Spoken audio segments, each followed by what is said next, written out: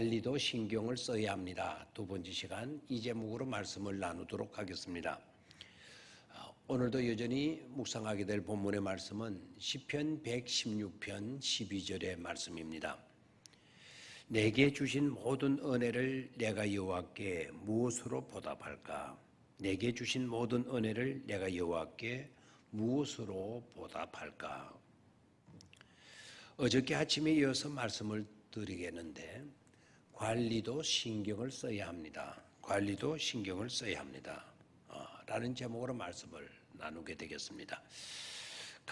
관리도 신경을 써야 합니다에서 두 번째, 비판하고 비방하는 마음에서 격려하는 마음, 덕을 세우는 마음으로 바뀌어져야 한다는 것입니다. 그렇게 우리 마음을 가꾸고 관리해 가야 된다는 것이죠.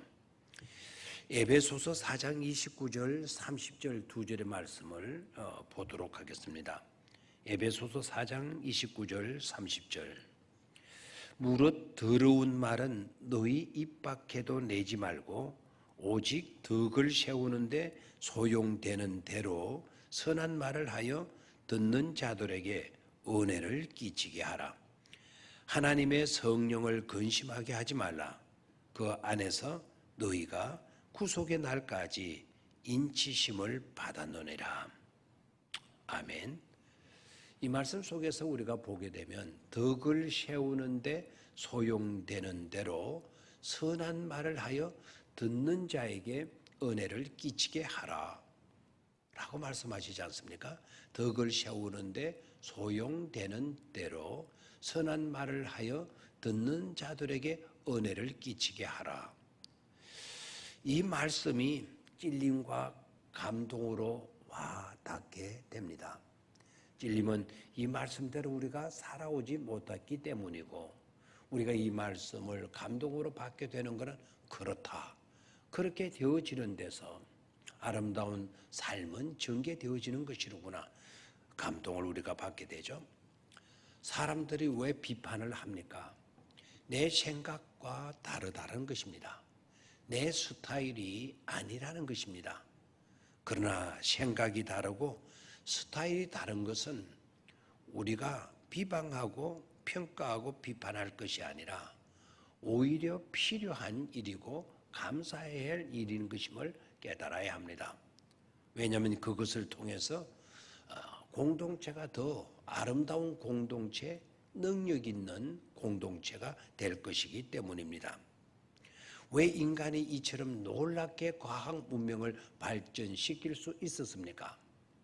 하나님께서 인간에게만 엄지손가락을 주셨기 때문입니다. 여러분의 손을 얼마만큼 잘 알고 계십니까? 엄지손가락을 한번 보도록 하십시오. 엄지손가락은 다른 손가락보다도 못생겼고 짧다라는 것을 알 수가 있죠. 또한 세밀히 들여다보면 다른 손가락은 세 마디로 이루어져 있죠. 하나, 둘, 셋, 세 마디로 이루어져 있지만 엄지손가락은 딱 두 마디밖에 없습니다. 두 마디밖에. 그러니까 둔하고 기능적으로 보게 되면 떨어질 수밖에 없죠. 기능이 떨어집니다. 그런데 이 반대편 손가락이 없으면 인간의 능력은 현저히 약해졌을 것입니다. 엄지손가락은 반대 방향으로 일을 하지만 바로 그 점 때문에 인간은 무엇인가를 붙잡을 수가 있습니다. 정교한 도구를 만들 수 있는 특별한 존재가 될 수 있었던 것입니다. 우리는 모두 엄지손가락이 될 필요는 없습니다. 엄지손가락의 기능이 특이하다 하더라도 더 특이한 기능을 다 가진 사람이 될 필요는 없습니다. 그렇다고 모두 새끼손가락이 될 필요도 없고 중지손가락이 될 필요도 없습니다. 각각 우리의 손가락들이 이렇게 다르기 때문에 일치와 연합이 필요하다는 점이죠. 다양성 속에 일치를 이루어갈 수 있는 것 아닙니까? 다양성 속에 일치를 이루어갈 때 우리는 이렇게 다름이 오히려 우리에게 큰 은혜가 되고 기쁨이 되고 감사거리가 되어지는 것임을 알 수가 있습니다.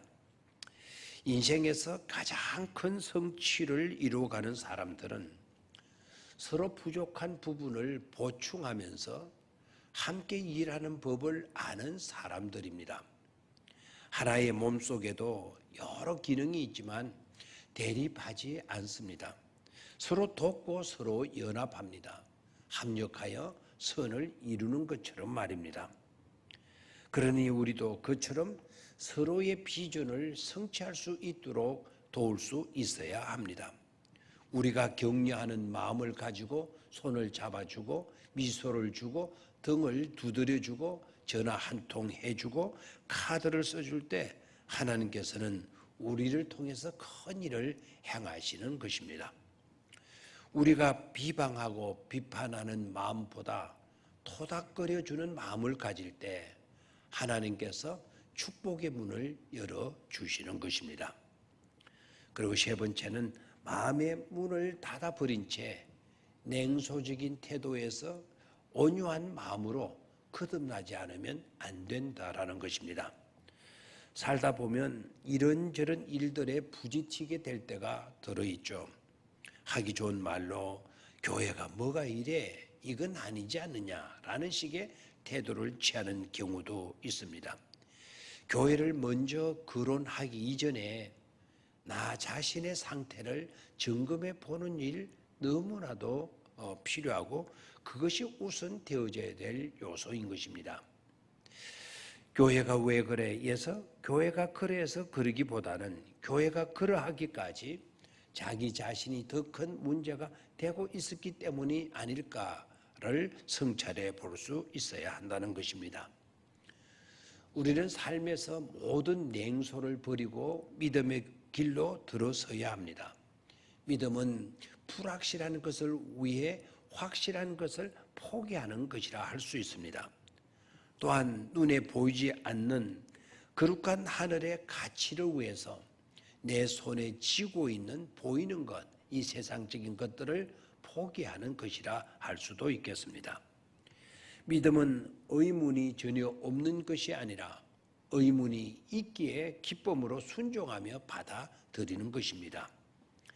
여러분, 하나님이 복되게 하시는 마음을 가지십시오.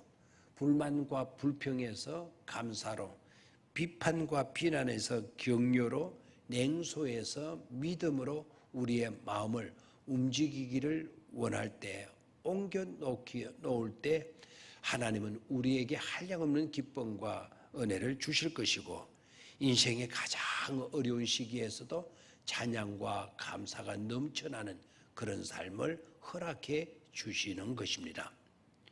그런 믿음을 가지고 그런 소망 가운데 오늘 하루도 아름답게 가꾸어 갈 수 있게 되기를 바랍니다. 감사합니다.